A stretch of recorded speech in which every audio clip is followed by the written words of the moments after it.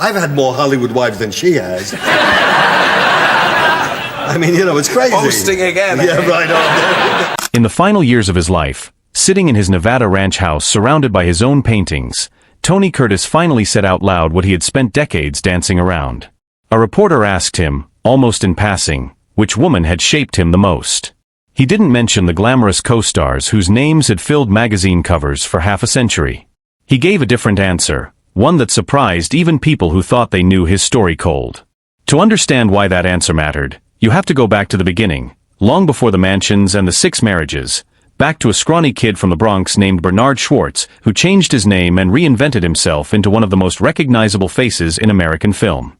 Curtis broke into Hollywood in the late 1940s under contract to Universal Pictures, a factory system that manufactured stars the way Detroit manufactured cars, churning out fresh faces for the screen while carefully controlling every detail of their public image. It was there, on the studio lot, surrounded by soundstages and contract players all chasing the same impossible dream, that he met a young actress named Janet Leigh. She had already appeared in a handful of films and was being groomed for bigger roles, her name beginning to circulate in the trade papers.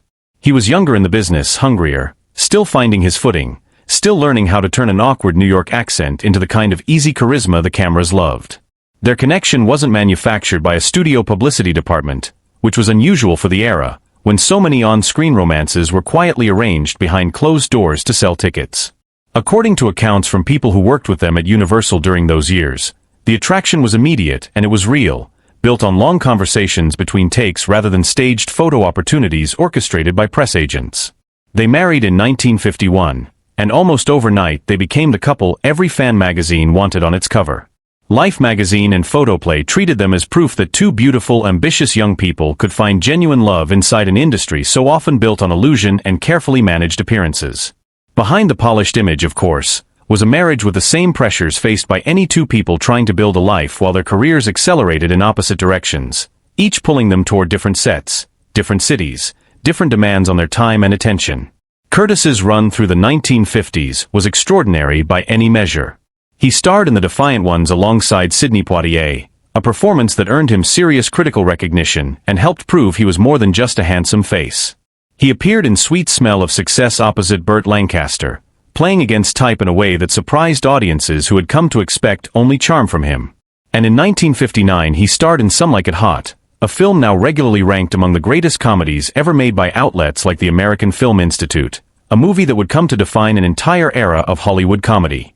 Leigh's career was rising just as fast during these same years, culminating in her unforgettable performance in Alfred Hitchcock's Psycho in 1960, a role that would define her legacy for the rest of her life and secure her a permanent place in cinema history. Two enormous careers, running on parallel tracks, rarely leave much room for the small ordinary moments that hold a marriage together, the quiet dinners, the shared mornings, the accumulation of unremarkable days that actually build a life. Curtis himself acknowledged this later on, admitting in interviews that the demands of fame pulled him toward choices that slowly eroded the trust between them, choices he would spend decades reflecting on with more honesty than most stars of his generation ever offered publicly. What never eroded, though, was the family they built together. Curtis and Leigh had 2 daughters, Kelly Curtis and Jamie Lee Curtis, and it was fatherhood, not stardom, that Tony Curtis would later describe as one of the truest joys of his life, a source of pride that outlasted every award and every headline. Jamie Lee Curtis would go on to build her own celebrated acting career, carrying the family name into a new generation of Hollywood, moving from horror classics that made her a genre icon to the kind of dramatic and comedic range that eventually earned her an Academy Award decades later, a moment her father did not live to see but one that seemed to fulfill something he had always believed about her talent. When Curtis and Leigh's marriage ended in 1962 after roughly a decade together, it did not collapse into the kind of public warfare that so often follows celebrity divorces. There were no dueling tell-all interviews, no bitter custody battles played out across the tabloids for public consumption. Instead, something quieter took its place, a working respect that both of them chose to maintain for the sake of their daughters, a decision that spared their children the kind of public humiliation so many other Hollywood families endured. Between that marriage and his final years, Tony Curtis lived enough life for several men. There was his complicated, much mythologized relationship with Marilyn Monroe, a friendship that stretched back to their days as struggling contract players in the late 1940s, long before either of them had reached the peak of fame, back when they were simply two young hopefuls crossing paths at auditions and studio parties. By the time they filmed Some Like It Hot together in 1958, Monroe was already one of the most photographed women on Earth, and also one of the most exhausted by the machinery of her own celebrity, a contradiction that Curtis witnessed up close on a daily basis. Curtis would later describe watching her battle anxiety and crushing self-doubt behind the scenes, even as she delivered a performance that critics still study today for its precision and comic timing. A single joking remark he made about filming with her followed him for the rest of his career, endlessly repeated out of context by journalists looking for an easy headline, but in his later interviews and in his 2008 memoir American Prince, written with Peter Golenbach, Curtis pushed back against that flattened version of events, insisting that what he actually felt for Monroe was deep respect for a talent he considered almost impossible to replicate, and genuine sorrow at watching someone so gifted carry so much private pain. There was also Christine Kaufmann, the young Austrian actress he met while filming Taras Bulba in 1962. Their romance became tabloid fodder almost instantly, partly because of their age difference and partly because it followed so closely on the heels of his divorce from Leigh, giving gossip columnists an irresistible narrative to run with. They married in 1963 and had 2 daughters together, but the marriage struggled under the weight of 2 demanding careers pulling in different directions, hers still rising in Europe, his requiring constant travel and promotion across the United States, leaving little room for the kind of stability either of them may have hoped for. By 1968 the marriage was over, though Curtis later reflected with unusual candor that he had likely moved into that relationship too quickly, still carrying unresolved grief from the end of his first marriage rather than genuinely ready to build a new one from a place of clarity. Then there was Natalie Wood, a relationship that never became a marriage or even a headline-grabbing romance, but one that Curtis spoke of warmly for the rest of his life whenever her name came up in conversation. In the 1950s, both of them were navigating the strange experience of growing up famous, learning in real time what it meant to have every gesture scrutinized by the public, and friends who knew them at the time described an easy, comfortable connection rather than a dramatic love affair, something closer to companionship between 2 people who understood each other's world better than almost anyone else could. When Wood died unexpectedly in 1981, Curtis was among the many in Hollywood left shaken, another reminder, as he put it in later years, that the industry's brightest people were never guaranteed a long life, and that fame offered no protection from tragedy. By the time Curtis entered his final decades, he had been married 4 times, and the tabloids had long since stopped being surprised by anything involving his personal life.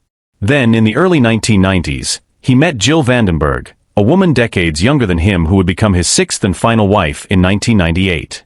Their relationship unfolded almost entirely outside the spotlight that had defined so much of his earlier life, a deliberate shift toward privacy that reflected how much his priorities had changed. He had stepped back from major film roles by then and turned much of his energy toward painting, an art form he pursued seriously enough to have his work exhibited in galleries around the country. Jill supported that shift completely, helping organize exhibitions of his paintings and working alongside him on a charitable foundation dedicated to preserving film history and supporting causes close to his heart, including efforts tied to animal welfare and children's programs. As his health declined in his final years, including heart surgery and ongoing respiratory problems, Jill became his primary caretaker, accompanying him to appointments and managing the daily realities that fame could no longer shield him from. When Tony Curtis died in September 2010 at his home in Henderson, Nevada, Jill was the one beside him until the very end. So when Curtis, late in life, was asked directly who had shaped him the most, the answer he gave circled back not to the woman who cared for him at the end, valuable and deeply felt as that comfort was, but to the woman who had been there before any of it, before the fame had fully arrived, before the mistakes had piled up, before he understood what he stood to lose. He pointed to Janet Leigh. Not because their marriage lasted, it didn't, but because of what it represented. She was there while he was still becoming the person the world would come to recognize, still shaping the identity that would later fill theaters and magazine covers. She gave him a family that remained central to his identity for the rest of his life, and even after their divorce, he never spoke of her with anything close to resentment.